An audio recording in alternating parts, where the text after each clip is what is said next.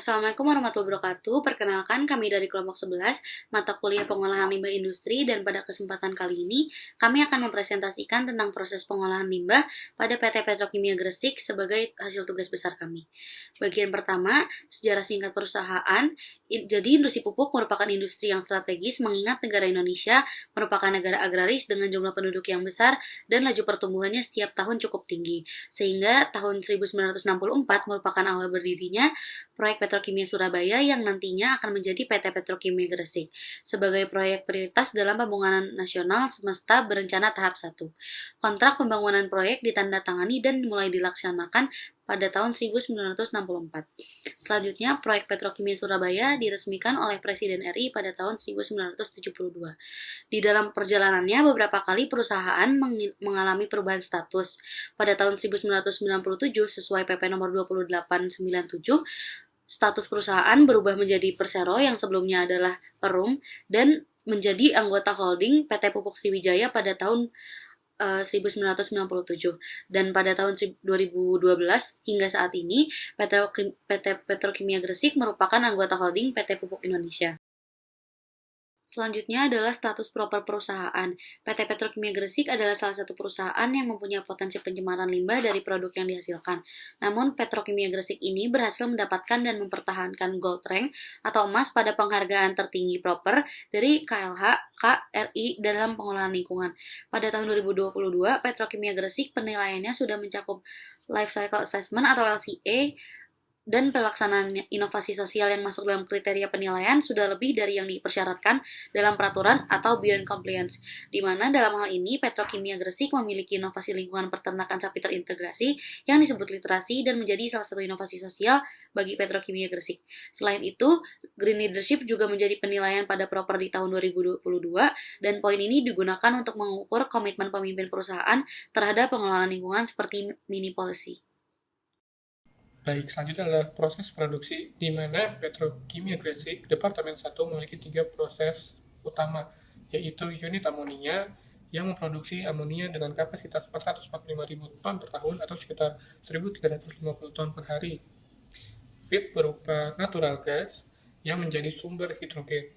Natural gas yang masuk akan dimasukkan ke desulfurizer untuk menghilangkan sulfurnya.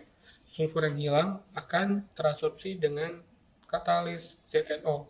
Kemudian, dengan bantuan steam akan masuk ke primary reformer yang bertujuan untuk membentuk syngas dengan mereaksikan gas alam dengan steam. Setelahnya, hasil dari primary reformer akan masuk ke secondary reformer. Gas dari primary reformer ini direaksikan lebih lanjut hingga metan yang tersisa adalah 0,3% dengan bantuan udara. Selanjutnya, gas yang telah bereaksi akan dijadikan sumber panas pada waste head boiler untuk menghasilkan high pressure steam. Setelah itu, gas-gas tersebut yang sudah terdinginkan akan masuk ke shift converter. Shift converter ini terbagi dua. Ada yang high temperature shift converter dan juga ada low temperature shift converter. Shift converter ini berfungsi untuk mengkonversi CO menjadi CO2. Hal ini penting karena CO akan bersifat beracun bagi katalis Fe pada saat sintesis amonia. Ketika semua CO sebagian besar sudah terkonversi menjadi CO2, akan masuk ke CO2 removal. CO2 removal di sini berfungsi untuk menyerap CO2 dari aliran, yang mana CO2 ini akan menjadi bahan baku untuk produksi urea. Di sini terdapat limbah berupa steam kondensat. Kemudian gas yang sudah murni dari CO2 akan masuk ke metanator. Metanator ini fungsinya adalah untuk mengkonversi sisa gas CO dan CO2 yang masih ada atau yang tidak hilang saat di shift converter ataupun di removal. Pada metanator, CO dan CO2 akan diubah kembali menjadi gas metana, yang mana gas metana ini bukan merupakan racun bagi katalis Fe untuk sintesis amonia. Kemudian gas yang sudah dari metanator akan dimasukkan steam gas kompresor untuk menaikkan tekanannya dan masuk ke amonia converter. Pada amonia converter pembentukan amonia berlangsung, yaitu reaksi antara N2 dan juga H2. Kemudian terjadi percabangan, yang satu masuk ke refrigerant system dan purge gas. Pada refrigerant system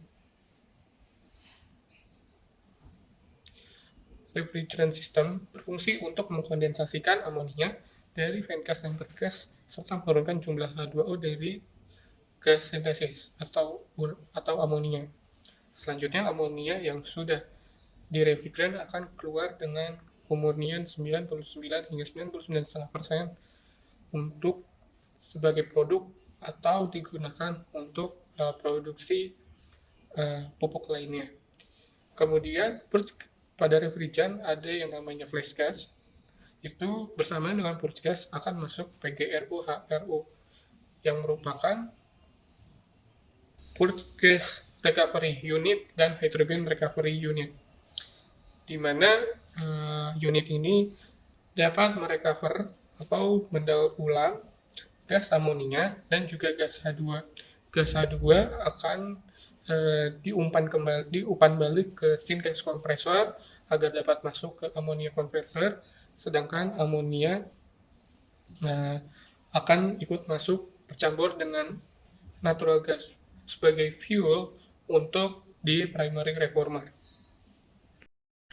Selanjutnya adalah proses produksi unit amonium sulfat atau pupuk ZA, di mana PT Petrokimia Gresik memiliki unit produksi ZA dengan kapasitas produksi 610 ton per hari, di mana feed utamanya adalah amonia dari unit amonium dan juga ada asam sulfat, di mana mereka akan direaksikan pada proses kristalisasi atau unit saturator,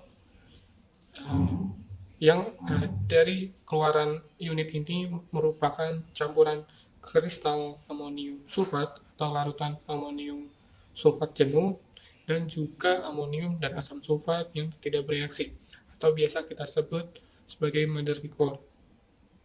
Kemudian hasil dari kristalisasi ini dilakukan pemisahan kristal menggunakan alat centrifugal separator, di mana nanti liquidnya atau mother liquor akan direcyclekan kembali pada saturator dan kristal yang masih basah akan masuk ke proses pengeringan. Proses pengeringan ini menggunakan rotary dryer, menggunakan udara panas untuk mengeringkan kristal tersebut, sehingga air yang masih membasahi kristal-kristal ZA ini akan terbawa oleh udara, dan ZA yang sudah kering akan siap di-packing dan diperjualbelikan. Selanjutnya adalah proses produksi yang terakhir pada Departemen 1 PT Petrokimia Gresik, yaitu unit urea, di mana produksi pupuk urea ini bisa mencapai 1.400 ton per hari atau sekitar 460.000 ton per tahun. Unit ini bertujuan untuk membentuk urea dengan mereaksikan amonia cair dengan gas CO2. Tidak lupa juga hasil recycle yang berupa larutan karbamid. Kemudian setelah dari unit sintesis ini akan masuk ke unit purifikasi, di mana amonium karbamid dan ekses amoniak yang terkandung dalam larutan urea diuraikan dan dipisahkan sebagai gas dari larutan urea dengan cara pemanasan dan penurunan tekanan. Sebagian urea yang telah jadi akan dilanjutkan kepada unit konsentrasi, sedangkan gas-gas yang terurai dan juga larutan karbamid akan dimasukkan kepada unit recovery.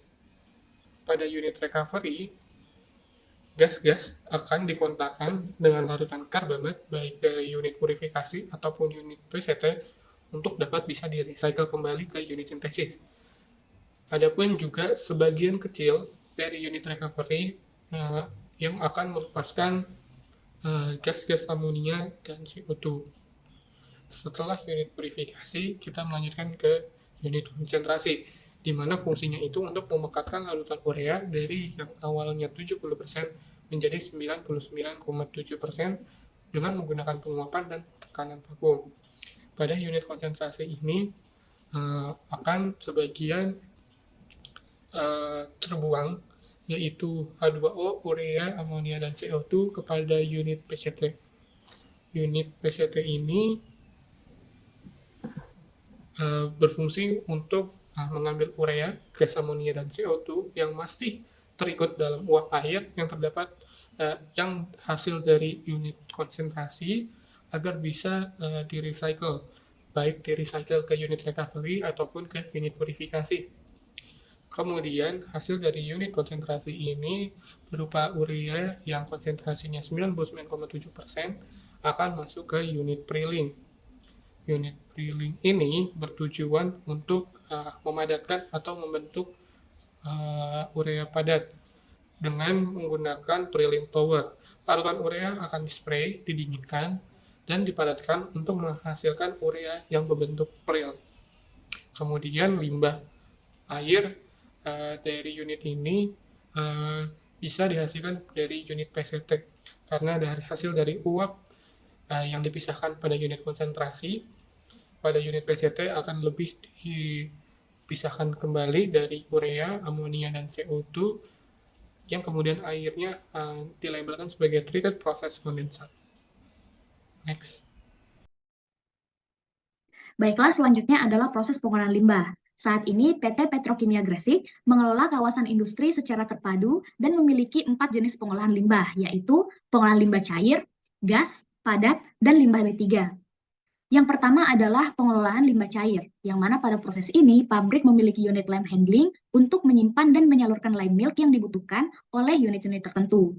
Pada BFD, proses dimulai dari bahan utama yaitu kapur powder yang mengandung CaO aktif sebesar 70% dengan jumlah sebanyak 50 kg dialirkan melalui belt conveyor dan dimasukkan ke dalam bag opener. Lalu, CaO tadi dipindahkan ke silo melalui drag conveyor dan nantinya akan disimpan di lorry tank. Apabila unit effluent treatment memerlukan lime milk untuk menetralkan air limbah ataupun unit cement retarder memerlukan lime milk untuk menetralkan butiran atau granul kalsium sulfat, kapur pada lorry tank akan dialirkan ke unit-unit tersebut. Selanjutnya adalah tahap primary effluent treatment section, di mana proses ini dimulai dari masuknya CaO di lorry tank sebelumnya menuju ke silo CaO khusus untuk proses primary treatment. CaO kemudian dialirkan menggunakan drag conveyor menuju ke grid separator yang merupakan alat untuk memisahkan pasir ataupun partikel pengotor dari CaO. Dan ditambahkan juga air yang telah dinetralkan untuk membentuk lime water atau CaOH 2 kali. Lime water selanjutnya akan dialirkan ke light milk tank. Proses pengolahan limbah dimulai dengan semua air limbah buangan yang bersifat asam dialirkan ke adjusting tank untuk disesuaikan ataupun dinetralkan pH-nya dengan menggunakan injeksi lime milk atau lime water yang telah diolah sebelumnya. Dampak dari proses netralisasi ini akan menghasilkan partikel-partikel kecil dengan komposisi utama yaitu CaF2 dan Ca3PO4 2 kali. Air limbah kemudian dialirkan menuju ke coagulation tank atau tangki penggumpalan, yang mana pada tangki ini partikel-partikel kecil yang telah terbentuk sebelumnya akan diubah menjadi gumpalan yang lebih besar dengan bantuan polimer yang diinjeksikan ke dalam tangki. Selanjutnya, limbah dengan gumpalan atau slurry yang terbentuk akan dialirkan menuju ke thickener yang berfungsi untuk memisahkan air jernih dan slurry yang telah membentuk gumpalan besar. Air jernih pada thickener atau clarifier nantinya akan dialirkan ke water pit dan akan dipompa kembali menuju ke pabrik gipsum dan aluminium fluorida di unit proses 3. Next. Oke, selanjutnya ada secondary effluent treatment section. Pada proses ini, air bersih yang masih tercemar oleh fluorine dan lain-lain akan dihilangkan menggunakan penambahan alum. Kondisi air setelah keluar dari secondary treatment telah diperhitungkan bahwa kandungan zat-zat yang bisa menyebabkan pencemaran akan jauh lebih kecil dari nilai standar yang ditetapkan oleh peraturan pemerintah Indonesia. Kualitas air yang dihasilkan dari secondary effluent treatment ini juga telah diperhitungkan secara ekonomis dalam pengelolangannya dan bisa dikatakan sudah cukup ekonomis, mengingat bahwa air tersebut masih akan mengalami proses pengecekan pada proses dilution section. Lalu selanjutnya ada pengelolaan limbah gas. Jadi limbah gas yang dihasilkan oleh PT Petrokimia Gresik adalah gas SO2 yang tidak terkonversi menjadi gas SO3, di mana gas SO2 ini sangat berbahaya bagi manusia dan semua makhluk hidup. Bila gas SO2 dihirup manusia dalam kadar yang cukup besar, maka akan menyebabkan penyumbatan saluran pernafasan dan dapat mengakibatkan kematian. Sedangkan dalam kondisi yang rendah, gas ini tidak terlalu berbahaya, tetapi apabila terus-menerus terhirup, maka akan terakumulasi dan akan mengakibatkan kematian. Ada dua cara yang dapat kita lakukan untuk mengurangi pencemaran gas CO2. Yang pertama itu memperbaiki proses. Jadi pada plant asam sulfat yang digunakan, itu digunakan cerobong yang tingginya sekitar 50 meter dari stak. Hal ini bertujuan agar SO2 yang tidak terkonversi dan keluar dari stak tidak terhirup oleh para pekerja dan penduduk sekitarnya. Dengan penggunaan cerobong ini, partikel berbahaya pada gas dapat teremisi lebih luas, sehingga konsentrasi gas berbahaya semakin berkurang. Yang kedua itu perlindungan terhadap para pekerja. Jadi kita mewajibkan setiap pekerja untuk memakai masker pelindung dari gas-gas beracun.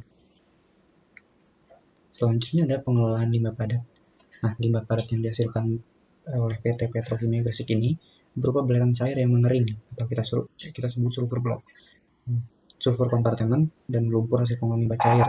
Sulfur block yang tersebut dikumpulkan dan selanjutnya dijual ke industri yang membutuhkannya. Lalu yang terakhir ada pengolahan limbah B3.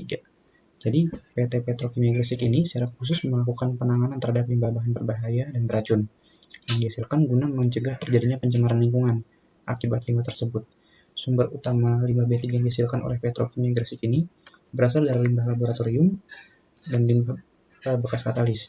Limbah B3 tersebut kemudian diolah di luar pabrik oleh pihak ketiga dan sebagian yang masih memiliki nilai ekonomi akan dijual. Proses pengolahan limbah pada Petrokimia Gresik ini sudah tergolong baik, apalagi dengan komitmennya yaitu 3R, reduce, reuse, dan recycle, sehingga limbah yang dihasilkan pada proses itu tidak langsung dimasukkan ke unit pengolahan limbah, melainkan digunakan di proses lain, ada yang di-recovery sehingga dapat di-recycle pada proses sebelumnya, dan limbah-limbah yang masuk ke dalam unit pengolahan limbah ini merupakan limbah yang sudah tidak dapat diproses kembali. Selanjutnya, mungkin saran dari kami diantaranya yang pertama terus meningkatkan investasinya dan komitmennya terhadap lingkungan hidup.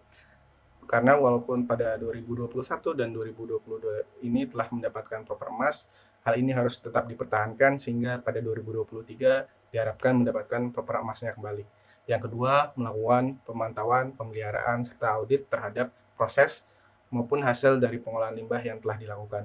Hal ini penting karena limbah akan dirilis ke lingkungan yaitu laut yang mungkin saja berdampak negatif pada suatu saat nanti.